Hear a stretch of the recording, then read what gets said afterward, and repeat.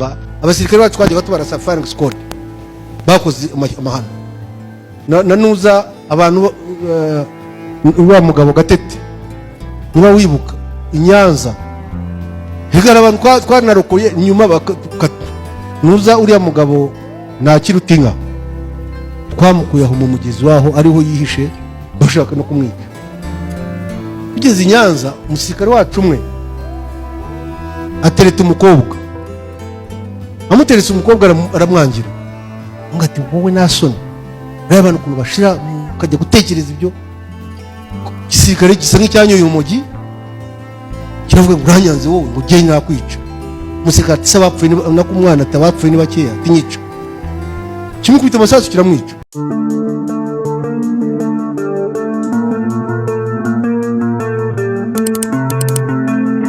barakamba kandi buri igisirikare cya Afurika ntabwo kimeze nk'icy'abari abazungu igisirikare afana ukuntu yagitoje abavuzi bari aho barabizi twe ntabwo ujya kurwana wagiye ku rugamba ngo uhagarare bareba abagabo uko barwana ukomandinga ingabo zirwana Kimihururu hafi habari abari Rwamagana ubusuri hano kuri uyu muriro kuki atari bukubeshye bamurasa akakubeshya ati jewe ndaha kandi ntabwo hari ariko twebwe RDF kwirwana Kimihurura hano turarwana ndi hariya ku gate ngaho ujya kumbeshya rero umbwire ngo wowe urize kugira icyo wumva ijwi ryanjye ntabwo ari icyo urumva ijwi nahinda wapi wewe yahindukira kandi muri umusirikare uko atinya komanda we kurusha uko atinya blende zimuturuka imbere z'umwanzi iyo wumva ijwi rya komanda wawe akuri inyuma hano blende nubwo zabazi ari ijana kandi komanda se afite iki ni ka pisto gusa afite kumenya kugira atya ariko ugasanga umusirikare yagize panic za blende akazinjiramo uko ashaka naho wowe uragenda wicare ugera ikanarange ngo urakomandinga nanjye hano nanjye ndakora ibyanjye kuko twese n'ubuzima turashaka iki ubuzima so ibi rero byafande byashyira abantu bato mu myanya n'aba bana mujya mubona ukuntu batumira nyakuba first lady mujya mureba ukuntu batumira abana ibyo nibyo bintu dukeneye natwe nk'ababyeyi muri quartier rero Josiane abantu b'inshuti zawe bahamagare muhuri bushyire akaganiro uberekeye dore igihugu dore uko kigenda ibyo nibyo byonyine bizadufasha kugira ngo urubyiruko rwacu especially bari batoya bagaruke ariko dufite ikibazo gikomeye dufite inzoga dufite ibiyobyabwenge dufite ibibi byose kandi abantu bafite ubuzima ntabwo meze nk'aga erega wowe igihe cyawe niwabonaga n'amafaranga yo gusaba umubyeyi wawe niyo wayamusabaga se wagiye agahe twebwe igihe cyacu dukura aho zabaga aho twabaga mu mahanga murabona ahantu bakorera ibiterane by'inka mu ruza mu byaro bwate za hariya bagiraga bagakorutira n'ibiti hasi bikaba ari umukungu none abagiye kubyina bose cyakubwiraga ko abantu baraye bagiye kubyina bose babaga ari umukungugu bose none abana bo baraza bakabyinira mu nzu nk'iyi ngiyi bararya bakanywa neza bakagira bati ni challenge rero abajije ikibazo gikomeye muri iki twese duhagurukiye banyakwa abayobozi kuko iyi office urimo izi office mu gitondo aba bantu barabazigiyemo namwe aho muva harabahajya abandi aho bava harabahajya abandi ni ukuvuga ngo ni continuation y'urubyiruko abantu ko bagenda bakurikirana dushimishwa no kubona abana batoya bari muri iyi myanya nababwiraga mu gisirikare hari ababa bavuze ngo mu gisirikare ngo harimo abantu bari special ibyo uyu mwana Ngomezi yavugaga nta muntu mu gisirikare uri special muri twe the special one n'utuyobora uduha umurongo kuko araduhamagara akaba yapanze ningira kunuza ndabikwereka akaba yatweretse wowe urakora ibi kandi urabikora uti noneho wahamagaye uhagarariye abandi iyo umaze kubahamagara nawe iyo umaze guhamagara ukabahabwa amabwiriza uragenda ukaganira na bagenzi bawe nawe ugatanga andi mabwiriza mugahaguruka section 1 kugira ibyiciro section 1 uracha section 2 uracha section ibintu by'abasirikare ni gatatu moja mbili tatu mwari mwumva baharenga naho ngaho bagarukira. Companies eshatu gutyo brigade ikakirwa na battalions eshatu gutyo. So abo bantu rero uhaya task bakagenda bakayikora, wowe actually nubwo uhembwa ariko aba babikoze mu by'ukuri niba babikoze. So Liliane rero nagira ngo se ikibazo abagenzi bacu bari hano nk'abayobozi dufatanye kureba uko aba bana bacu, ariko izindi munyenye nabamara nk'abasirikare niho nzi cyane. Hari ukuntu twari twiyizi ko turi special wa mugani nta wundi wadusimbura mu kurwana. Ni mu nzego muhera aho twatangiriye. Mukanya wigeze kuvuga mudidingira ngo ubu nari muri retirement, reba abana bari muri education. Yabaye muri sector ya education, reba abana bari muri education.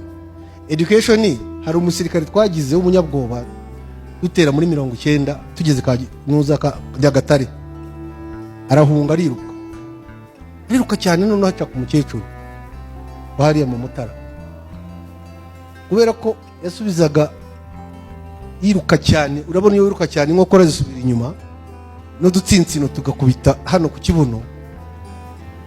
Yagezeyo ishata ahangaha yacitse, none habaza umukecuru ati mukecuru atukumbona urabona ngenda cyangwa ndiruka?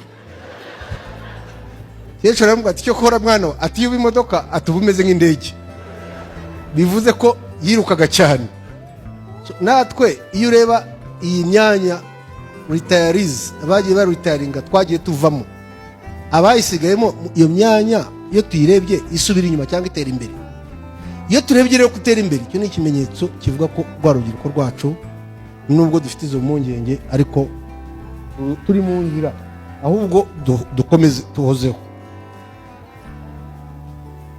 Vedaste ubwo nahereye hasi. Vedaste yavuze ikintu cy'abagiye gutangira bose kugira icyo kintu cya refresher. Abayobozi ndibwira ko icyo bakora kugira ngo nujya gutangira babanze bagukorere ayo mahugurwa yibanze, nawe baguhe umurongo ukoreramo.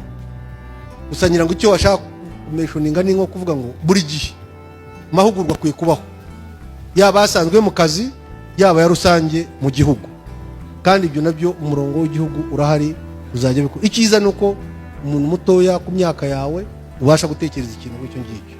Ubwo bivuze ko nawe mu gitondo nujya muri ya position uzi icyo uzakora, ntabwo ari kujyamo ngo byimbe, kuko nicyo kibazo tugira. Umuntu arabona umwanya aho yakaba yawukoresha akumva ko agomba kubyimba. Navimba kama nani igihugu kiraho ntabwo ari icyawe, wawe umwanya urawutijwe. Njya mbwira abantu hari ikintu nashobora gukurwaho, nubwo banshyira ku firing squad. Kera turi mu ishyamba abasirikare bacu twagiye batubarasa firing squad, bakoze amahano.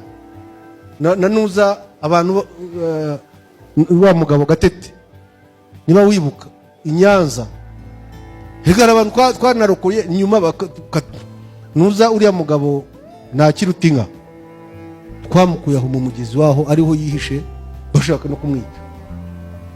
Tugeze Inyanza umusirikare wacu umwe atereta umukobwa, amuteretse umukobwa aramwangira, ngati wowe nasoni reba abantu kuntu bashira kajya gutekereza ibyo. Gisirikare gisa nk'icyanyoye umugi kiravuga ngo uranyanze wowe ngo gye nakwica. Umusirikare ati sabapfuye nako umwana atabapfuye ni bakeya tinyica, kimukubita amasasu kiramwica, haramwica. Kandi twebwe twari dufite amabwiriza akazi, twagiraga icyo twitaga UDC, Unit Disciplinary Committee, tukagirwa na unity field court martial. Twaricaraga tukagukatira, turicara turamukatira ajya ku firing squad. Nagira uti nkure yagize ubwoba, reba umusirikare tumurasa, kira ku giti turumurasa, kubera kugira ngo tu maintaining ya discipline yacu y'igisirikare cyacu. So urabyimba rero, urabyimba nkande ubaguhaye gukorera igihugu, korera igihugu, ujya kwibonekeza. Ababwira rero, nabwiye abantu jewe nubwo wandasa washyira kuri firing squad, hari ibyo ndi bizajyana nabyo, uzarasa Fred Bingiro but general appointment izo ni inizanyo z'igihugu ziba zatije ibingira. Ibingira atakibikoresha neza barabimwambura bakabyambika Pascal ngasigara ndibingira mwene runaka. Ariko turigera twitiranya ibintu, twitiranya umutungo w'igihugu nanjye ndi komiseri generali. Komiseri generali ni bangahe babanje aha, ni bangahe bazaza, uri runaka. Ariko ubu iyi nizanyo igihe uyifite yikoreshe mu nyungu z'abanyarwanda. Icyo nicyo nk'urubyiruko mukwiye kuba mumenya. Ene uwo ari we wese muri mwe uhawe inshingano n'ubuyobozi bw'igihugu. Nkomezi rero bindi washimiye wabajije ku kibazo gikomeye ngira ngo iki cy'imikorere cyo wavugaga nacyo umuntu yagisubiraho. Imikorere izi office ngira ngo impamvu zishyirwaho ni ukugira ngo tuzubahirize. Icyambere twihisha mu mikorere, baba abari muri iyo office baba implementers b'implementinga, twese hari ukuntu kwihisha muri iyi mikorere. Ariko at least igihe nakoranye n'iyi office yo kwa auditor general hari ibintu nzi byiza kuvuga ngo tugiye kwemeza gukora ibi bintu nubwo atari byo byari bigambiriwe gukora. Isomo nakuyemo no kuvuga ngo niba ari ibi tugiye gukora atari byo byagombaga gukora, ese mushobora kubikorera inyandiko. Iyo nyandiko ikabisobanutse sinyeho n'abantu bemewe mwese. Umugenzuzi naza araza avuga ati ariko mwagombaga kugura amazi, ariko igihe kigeze musanga amazi ahubwo siyo mugiye gukoresha ako kanya, mukeneye tissues kubera ko maybe abantu barwaye ibicurane byinshi, buri muntu akeneye akanuza ke. So dukora impamvu yo kugura tissues instead yo kugura amazi, turabyandika turabitunganya. Umugenzuzi azagera nawe ikibazo, ibyo araza bikweshoninga ariko abibone kandi abibone ko byanahabaye. Ariko ikibazo kiba ibi urabidiviye, uraje nibi nabyo ukoze cyangwa nibyo wakoze nta rupapuro na rumwe, ubusaza yabwirwa n'iki ko ibyo bintu byakozwe. So both sides rero dushobora kubyihishamo, ariko icyo nibwira ko abantu ko bagenda bigishwa n'iki bimaze gufata umurongo. Kandi reka nta bintu byera ngo de n'abatubanjirije ababa bahanga bo mubona bakomeye nabo ntabwo ibyabo biratungana. Nkanswe twebwe tugitangira bataduha n'ubuhumekero ngo duhumeke, ibyo byose bigenda bitungana. Then kuri iki nambara turwana na GPS mwari mufite, nyira ngo GPS abanyafrika hari ikintu wabanza kwibaza. Kera buriya ubwoba mu gisirikare tuvuga uboga, buriya muzi ko abantu bakera bari bakuru kuruta umubyeyi Suzanne hano bari intwari cyane. Bamwe barwanishaga amacumu. Buriya technology yagiye developing ubwoba n'ubu giye kuzatwicisha ubwoba. Abakera barwanishaga amacumu. So icumu kubera nyine imbaraga z'umuntu yabaga afite, mwabaga muri close distance kuburyo no guteraga icumu mureba nawe undeba. Kubera ubwo bwoba bagenda bazana technology, bazana umuheto. Noneho umuheto ukajyamo distance ndende, bagiye guhuhuka bazana imbunda. Imbunda rero ni y'abanyabwoba buriya. Ariko igihe cy'umuheto, igihe cy'icumu, igihe cy'umuheto abantu bararwanaga kandi za GPS ntabwo zabaga zihari. Ariko nka RPA icyo twakoreshaga hari ibintu bibiri. Twakoreshaga guides, tugakoresha na map.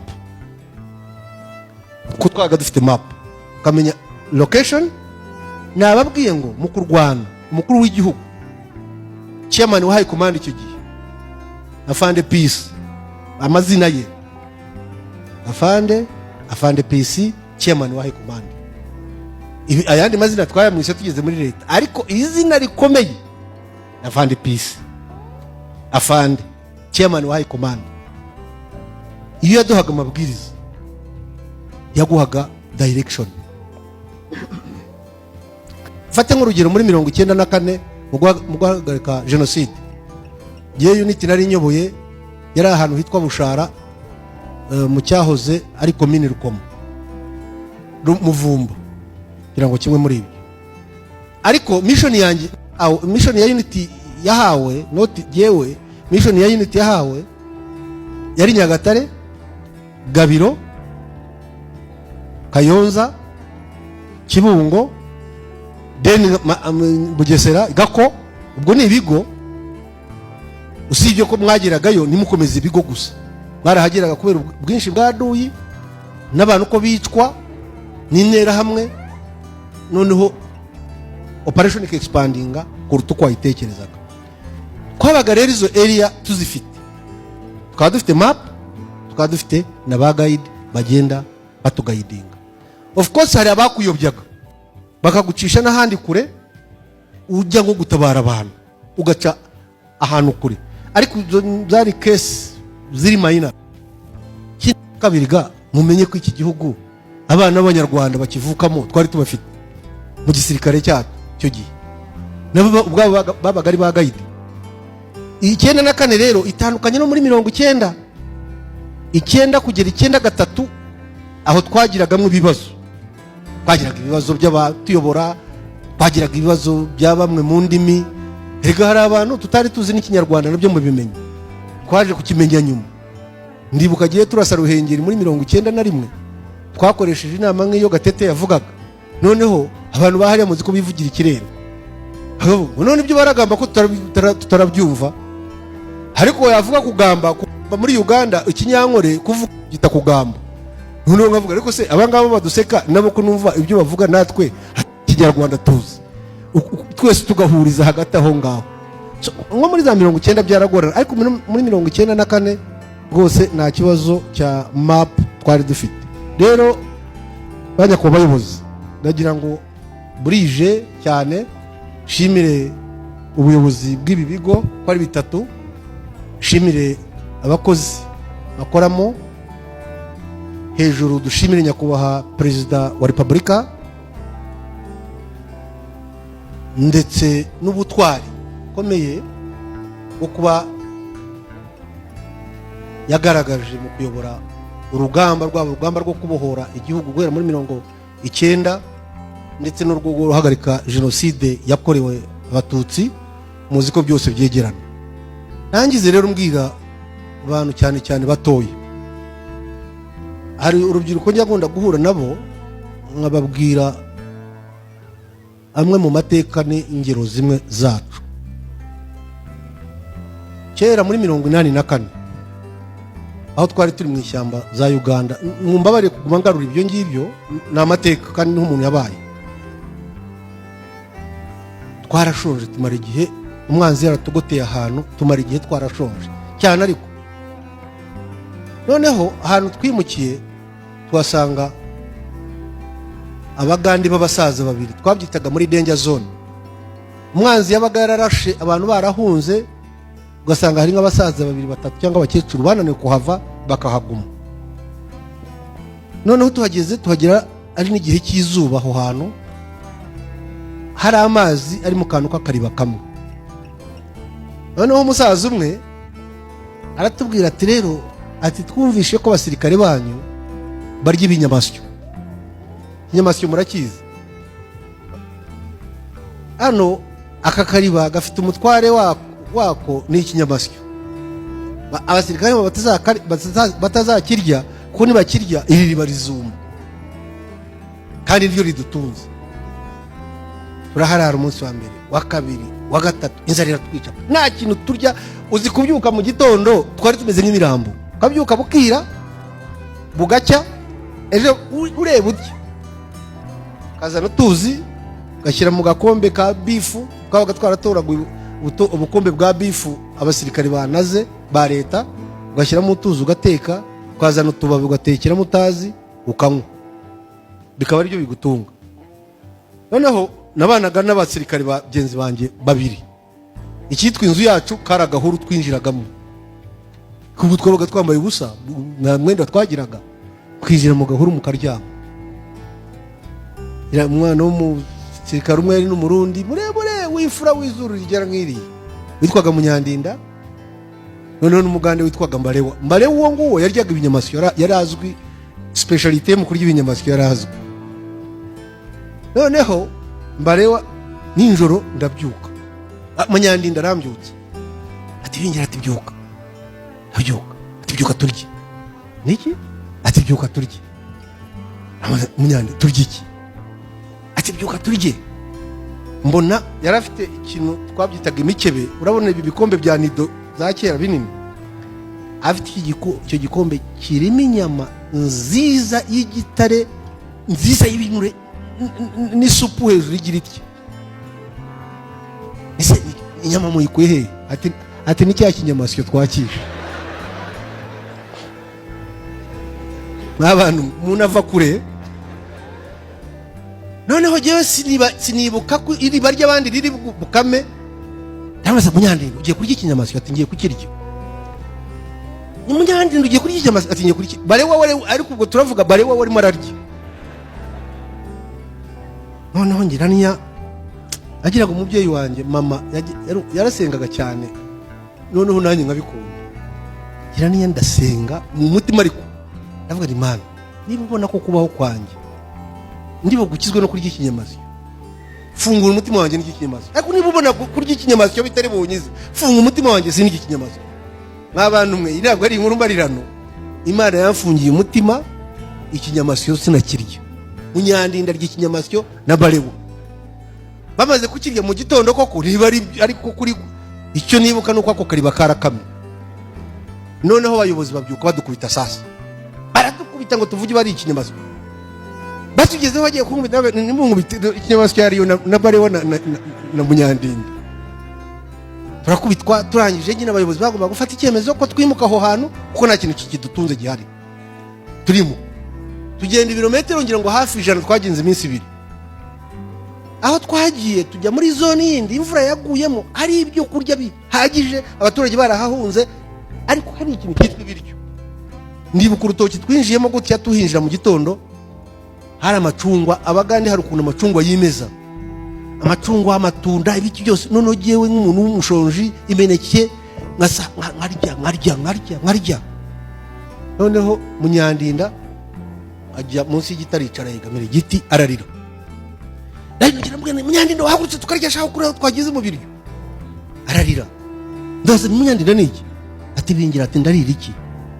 Ati ndarira iki? Ati nari ikinyamasyo, none tugeze mu biryo. None rero bantu batoye,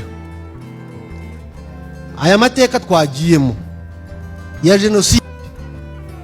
jenoside yakorewe Abatutsi, nta wundi wayikoze, yakozwe n'Abanyarwanda. Abashaka kuyipfobya mwarabibonye ejo bundi, uwavuze ngo jenoside y'Abatutsi, Abahutu, Abatwa. No, the targeted group yari Abatutsi, nibo jenoside yakorewe. Iyo biba Tutsi, Hutu, Twa, tuba twarayikorewe n'u Burundi cyangwa tukayikorerwa na Kongo. Ariko bamwe muri abo bantu nibo bakoreye bagenzi babo jenoside. Ni umuti usharira, ni umuti urura, ariko mureke tuwemere, tuwufate, tuwunywe, tuvure, twivure, turinde n'abana bacu, dukore prevention y'abana bacu. Ibi rero mbivugiye iki? Ni wisanga mu moko, ukisanga muri uyu mwanda, ukisanga upfobye, ukisanga wakana jenoside, umenye kurimo kurya cya kinyamasyo. Kuko umunsi wafashwe ufatiwe muri ubwo bugizi bwa nabi, uzamera nka Munyandinda, ubure kurya amatunda yeze, wicuze icyo wabikoreye. Ko twese ko twicaye nta kintu tubuze, tuzaba bwiza, dufite imibereho myiza, ibyo dushaka turabibona, nubwo tutabibona 100%, ariko dufite na hope yuko ejo tuzabibona. So mwirinde rero, aho turahumvikanye, mutazarya ikinyamasyo.